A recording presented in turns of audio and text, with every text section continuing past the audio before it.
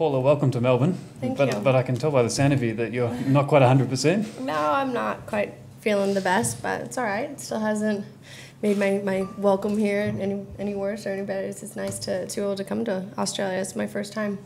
And you've had a chance to look at the course. Mm-hmm. What's your thoughts? I played 18 holes this morning. I think it is a great test of golf. I think it's in awesome shape. The greens are fast. The fairways are perfect. The bunkers are tough. Every bunker's kind of different, but I really like it. I think it suits my game really well, and I'm looking forward to the tournament to start on Thursday. Get another practice round in tomorrow, and hopefully it'll be ready for 4 good days. Is it what you imagined from the Melbourne Sandbelt? No doubt you've heard things overseas and people talking about playing in Melbourne. It's better. It's definitely better. I'm very pleased. Everybody's been so nice. Everyone's very welcoming.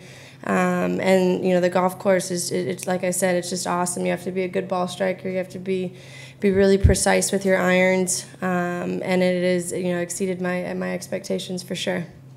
Questions, Martin? Paula, I had two. First one was why is it this year that you came to Australia? What made the difference there rather than any other year? And the second one was, does the course and the setup, do you think that it will have a bit of a US Open type feel about it, in the sense that you'll have to grind it out and it's probably not going to yield really low scores, would you think? Well, the first question, there's no reason why I've just never come to Australia. It's just been schedule conflicts. A lot of as you see in the last couple of months, my friends get married in the off season, and a lot of the times it's been around the date of the Australia events, and I haven't been able to come over. And this year I'm wedding free, so I was able to make the trip over, and like I said, my 10 years out on tour, I just can't believe I have not been here. Driving through from the airport here and the city and everything is just so beautiful, and hopefully one of the days I can go out and kind of venture out and see parts of it. The second part, I think that a lot of it is going to be determined where the pin positions are. I know they're not going to put them in the middle of the greens. They're going to make it tough, and there's a bunch of those runoffs that you just can't go. You can't go for flags. It's not the longest golf course. I think when the wind picks up, it'll be a bit different. So I'm glad I'm playing in the afternoon tomorrow to see that, because I played very early where it was very calm. But it's going to dictate just where the pins are for how low the scores will be. If you hit a good putt on line where you want, these greens are so good that it's going to go in. It's just giving yourself opportunities of making birdies and kind of pulling back when the pins are in the difficult spots.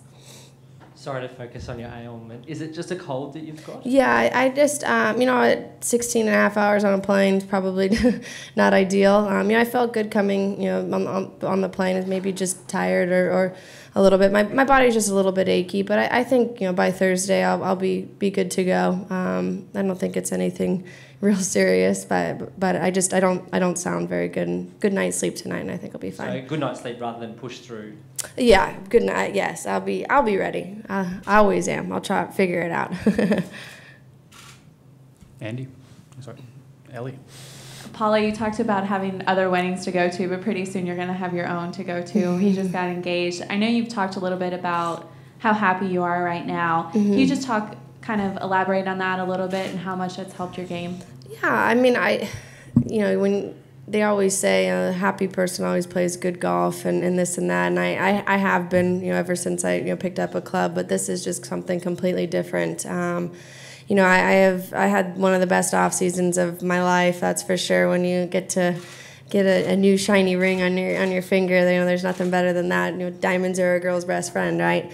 But the fact that I get to marry my best friend is something that is so exciting, and everybody talks about it. And my friends make so much fun of me because I'm always like on La La Land floating around. I'm so happy over here, and it's made a big difference in the way that I look at my life and the way I look at the opportunities and the things that I've been blessed with, and I've taken it in a new and an exciting way. 10 years out here, and I'm 27 years old. Time goes by, but I'm ready for the next 10. Any further questions, ladies? Andy? I think we think in Australia we're lucky to have so many good young players coming through, men and women. Cheyenne Woods won last week, and I'm not sure just how much of that you actually saw, but I'm sure you're like everybody, aware of the burden she's had to carry with that surname. How significant a win do you think that was, given what she's had to kind of live growing up with? Oh, I mean, any time you have to kind of deal with other outside agencies type stuff like that, I think it's impressive. It just shows golf and the way it's going and the way the talent is, and it's pretty neat that you can be able to watch something like that. And I'm sure the career, that's not the first and not the last. And at 27, you're still young yourself. It is all to come, and yet you have been out here for 10 years. In the time that you've been watching and playing, has the quality and the depth of quality increased significantly as far as you're concerned? Oh, for sure. I'm 27. I'm ancient out here. I'm old. I'm 27 when I started. When I was 18, I thought that was young, and now I'm a veteran. But it is. I mean, it's the way golf is going. It's the way women's golf has been. I mean, there's just. When I was 18, I was given so many opportunities with sponsors exemptions and things like that, and now that's happening so much more for young girls to be around it. I don't necessarily think just because you're 16, 17 years old you need to go and turn professional. It's not for everybody.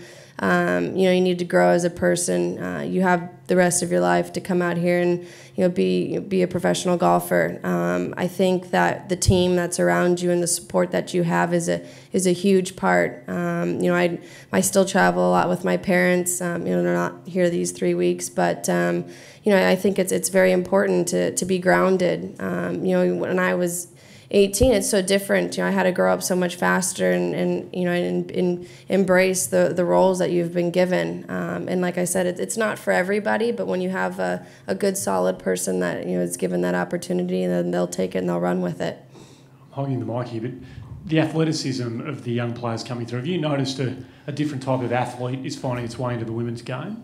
Oh, I mean, you see it in almost all sports. You saw it in men's, with Tiger, and you saw it out here with Owen Annika, really started to get fit, and we had to keep up with it. And, I feel very lucky and very, very blessed that I'm out in this era right now. I mean, we're nutrition and being physically fit. I mean, I travel 30 weeks of the year and, all over the place. It's not the easiest of lives of having your body be your job, so you have to learn how to take care of it. And then equipment and ball, that's a whole nother story, and just even the way you work with your golf swing, all these videos, TrackMans, this and that, I mean, it's just amazing. I don't even know what it's going to be like in 20 years, what the kids in junior golf are going to have. But I feel very lucky that I'm a part of this era, and we've been.